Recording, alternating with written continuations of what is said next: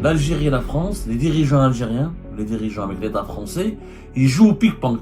Encore une fois, des migrants algériens ont été expulsés par les autorités françaises et alors arrivés en Algérie, ils ont été renvoyés vers la France. Chaque semaine, nous avons des matchs de pique-ponk entre les dirigeants algériens et l'État français.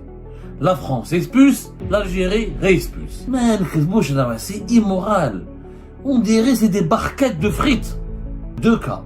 Premier cas, le 7 mars dernier, 2025, les autorités algériennes ont refusé l'entrée à leur territoire d'un Algérien qui s'appelle Abdelhak Bey. Est-ce que c'est normal que l'Algérie refuse ses enfants? Même s'il n'a pas de laissez-passer consulaire. Est-ce que c'est normal de renvoyer son propre citoyen à l'étranger? L'Algérie ne veut pas de ses propres enfants. C'est pas normal. Non seulement c'est une provocation, mais c'est une indignité. C'est que tu expulses, tu réexpulses tes propres enfants. Quel pays réexpulse ses propres enfants? Un Algérien ne peut pas se faire refouler de son propre pays. Se faire refouler de son propre pays, c'est quand même fou. Les Algériens qui se font refouler de leur propre pays. 15 refus. 17 maintenant depuis l'affaire du 7 et 8 mars. C'est devenu une tendance toxique. C'est devenu une tendance maladive. C'est devenu une tendance dangereuse. C'est devenu une tendance malheureuse. Cette tendance, c'est un pique-ponk. L'Algérie et la France, les dirigeants algériens, les dirigeants avec l'État français, ils jouent au pique-ponk. Mais ils jouent au pique-ponk avec des êtres humains. Encore une fois, des migrants algériens ont été expulsés par les autorités françaises et alors arrivés en Algérie, ils ont été renvoyés vers la France. Encore une fois. Et ce phénomène, pratiquement, se produit chaque semaine. Chaque semaine, nous avons des matchs de pique-ponk entre les dirigeants algériens et l'État français. La France expulse, l'Algérie réexpulse. Et ce sont des êtres humains qui, en une journée, font les va-et-vient entre l'Algérie et la France. On a l'impression qu'on parle de colis postaux, qu'on parle de conteneurs, qu'on parle de sacs de sable ou de ciment, ou qu'on parle de cajots, de légumes ou de fruits. On oublie que ce sont des êtres humains. On parle d'êtres humains, des êtres humains qui sont rejetés de part et d'autre et que personne ne veut reprendre. Ça devient tout simplement immoral, cette situation. Mais c'est immoral. On dirait que c'est des barquettes de frites qu'on rejette de part et d'autre. Qu'est-ce qui s'est passé? Cette semaine encore, la presse française, des titres de la presse française, notamment Valeurs Actuelles, magazine très proche des milieux sécuritaires ici en France, même s'il a une tendance très à droite, ça reste un magazine, une source assez fiable, qui a parlé de deux cas. Premier cas, le 7 mars dernier, 2025, à 23h30. Alors, il y avait, à son arrivée à Alger, via un vol Air France au départ de l'aéroport Charles de Gaulle-Roissy, dans le cadre d'un départ non accompagné. C'est-à-dire les policiers français ne sont pas montés avec lui. Ils l'ont placé dans un vol d'Air France et l'ont expulsé vers l'Algérie. Les autorités algériennes ont refusé l'entrée à leur territoire d'un Algérien qui s'appelle Abdelhak Bey. Il est né le 1er octobre 1993 à Soukharas, en Algérie. Il a la nationalité algérienne. Il était placé dans un centre de rétention administrative à Perpignan depuis le 22 février 2025. Et il faisait l'objet d'une OQTF, d'une obligation de quitter le territoire français. Il avait le passeport algérien valable du 6 juin 2017 au 5 juin 2027. Donc il était algérien, passeport. Il avait un passeport, nationalité algérienne. Et la France l'a expulsé. Elle l'a mis dans un avion, Air France, et elle l'a renvoyé vers l'Algérie. Il n'y avait pas de police, ils étaient non accompagnés. Parce que maintenant, les policiers français ne veulent plus accompagner les migrants algériens expulsés. Parce qu'ils sont mal accueillis en Algérie, notamment à l'aéroport d'Alger. Ils reçoivent pas des explications, ils sont maltraités, ils sont mal accueillis. Pas maltraités, ils sont mal accueillis. Ils sont obligés d'être renvoyés. Et leur mission n'est pas exécutée. Donc la police française n'envoie Parce que normalement, toutes les expulsions sont accompagnées. On ne sait jamais, cet étranger qui est expulsé, il peut être dangereux, il peut semer l'ordre, le trouble au sein des passagers, dans un appareil, dans un avion, il peut prendre un couteau, il peut causer du mal, il peut menacer l'équipage, il peut causer un problème, il peut menacer la sécurité des passagers, de l'équipage et du vol. C'est vraiment rare. Normalement, franchement, d'après ce que je sais de la loi, toutes les mesures d'éloignement, toutes les procédures d'expulsion doivent être menées de bout en bout et supervisées depuis le départ de la France vers l'arrivée en Algérie par des policiers français. C'est pas le cas. Donc ce jeune de Sokaras, on ne sait pas pourquoi il a été expulsé. En tout cas, tout ce qu'on sait, c'est qu'il n'est pas inscrit sur le fichier de traitement des signalements pour la prévention de la radicalisation à caractère terroriste. C'est quelqu'un certainement qui a été expulsé parce qu'il a fait des actes de délinquance. Des actes de délinquance, du vol, des délinquants, un délinquant. Aucune explication n'a été fournie par les autorités algériennes pour le motif de ce refus. Il a été renvoyé vers la France. Il a été conduit à notre cas le 7 mars 2024, qui la même chose. Ah non, on parle toujours de ce Abdelhak Bey. C'est pas le deuxième cas. Donc il a été renvoyé, il est revenu à l'aéroport Charles de Gaulle dans la nuit, puis à l'aéroport de Montpellier. Il a été ensuite récupéré par la police française. Ils l'ont remis au centre de rétention administrative de Perpignan le samedi 8 mars. Le 7 mars, il est parti. Il revient la nuit à Paris. Il est récupéré, l'emmène jusqu'à Montpellier pour revenir à Perpignan, dans un centre de rétention administrative où il peut rester jusqu'à 90 jours. Bien sûr, les autorités algériennes n'ont pas fourni d'explications, si ce n'est qu'ils n'avaient pas de laissez-passer consulaire.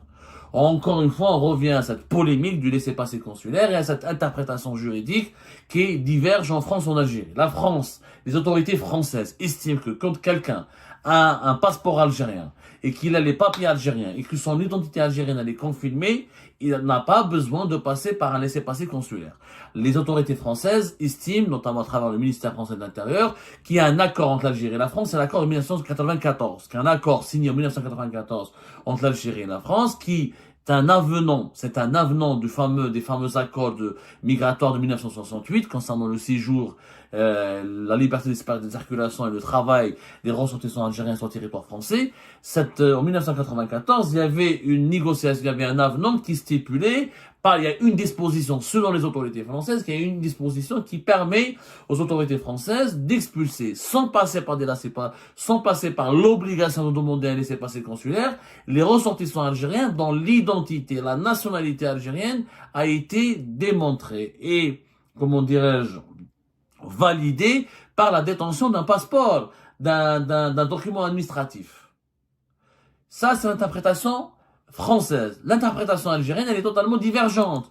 Du côté algérien, les autorités algériennes, les sources les plus proches des autorités algériennes affirment que non, c'est pas vrai, que les accords, les conventions consulaires qui lient les autorités algériennes aux autorités françaises imposent une authentification consulaire. Quand même un Algérien, quand il est arrêté, même s'il a le passeport algérien, il faut qu'il soit authentifié au niveau du consulat et qu'il soit autorisé à revenir en Algérie, parce que n'importe qui peut trafiquer le passeport algérien, on peut trafiquer les papiers algériens, on ne sait jamais à qui on a affaire. C'est pour ça qu'il faut toujours demander un laissez-passer consulaire pour tous les Algériens qui ont été arrêtés, interpellés par les autorités françaises, et que les autorités françaises veulent expulser vers la France, ou l'éloigner du territoire français pour les renvoyer vers l'Algérie. Que les autorités françaises veulent l'expulser de France pour les expulser vers l'Algérie. Pardonnez-moi, les renvoyer vers l'Algérie en les éloignant du territoire français. Donc il y a une divergence. Auparavant, il n'y avait pas cette divergence. Avant la crise politique et diplomatique de 2024, qui a commencé à fin juillet 2024, il n'y avait pas cette divergence. À l'époque du régime de Bouteflika, on n'a jamais entendu parler de ce type de refus. C'est-à-dire que l'Algérie refuse des ressortissants. Et ça s'est passé à 15 reprises. Depuis le début de l'année 2025, il y a eu 15 refus d'expulsion. Avec les deux cas qui ont été recensés, qui ont été identifiés le 7 et 8 mars dernier, ça fait 17 cas. Ça veut dire 17 ressortissants algériens qui ont été expulsés par les autorités françaises, et à leur arrivée en Algérie, ils ont été renvoyés par les autorités algériennes, qui sont les autorités de leur pays natal, vers leur pays qui était vers le pays d'accueil qui était la France. C'est nouveau, hein, c'est inédit dans l'histoire des deux pays. Le lundi 10 mars, selon toujours les informations de valeur actuelle, un autre cas. À 15h15, à son arrivée à Alger, vient un vol Transavia, parce qu'ils n'utilisent pas Air Algérie, puisque Air Algérie, elle refuse d'embarquer ou de prendre parmi ses passagers des migrants, des ressortissants algériens expulsés par les autorités françaises, qui ne présentent pas un laissez-passer consulaire. Et Bruno Retailleau, on a parlé au début du mois de mars, il a même menacé derrière Algérie, il a demandé à la police française de prendre les renseignements du chef d'escale, et de faire pression sur le chef d'escale, il a promis de sanctionner Air Algérie. Air Algérie refuse maintenant, catégoriquement depuis le début de ce mois de mars, de prendre des passagers parce que elle a reçu des instructions de la part des autorités algériennes qu'il faut arrêter de le faire parce qu'ils seront renvoyés, expulsés. Sans laisser-passer consulaire, l'Algérie ne prend personne. Donc Air Algérie, comme une compagnie étatique, elle refuse de se retrouver, elle a été pressée certainement, elle a été instruite par les autorités algériennes de ne pas accepter, parce que les compagnies aériennes peuvent refuser. Les compagnies aériennes peuvent refuser. Surtout les compagnies étrangères. Air Algérie, elle a le droit de dire, moi je veux pas de ce passager, il est dangereux, même s'il est accompagné, moi je veux pas le prendre en charge, trouver une autre compagnie. Après, il y a les autorités du pays d'accueil peuvent demander des explications, peuvent sanctionner, peuvent s'énerver. Il y a un processus il y a un litige qui éclate, ça c'est autre chose. Mais, cette fois-ci c'est Transavia, donc filiale de Air France. C'était le 10 mars à 15h15, un certain Zenedine K, qui est né le 5 février 1991 à Constantine.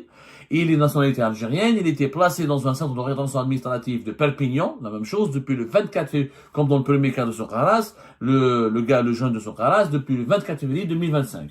Il faisait l'objet d'une OQTF avec une interdiction de retour sur le territoire français de 18 mois. Et c'est la préfecture des Pyrénées-Orientales qui a ordonné cette mesure d'éloignement, cette mesure d'expulsion du territoire français. Il était détenteur de passeport algérien en cours de validité. Comme le Abdelhak de Socaras, le premier cas, il avait le passeport algérien.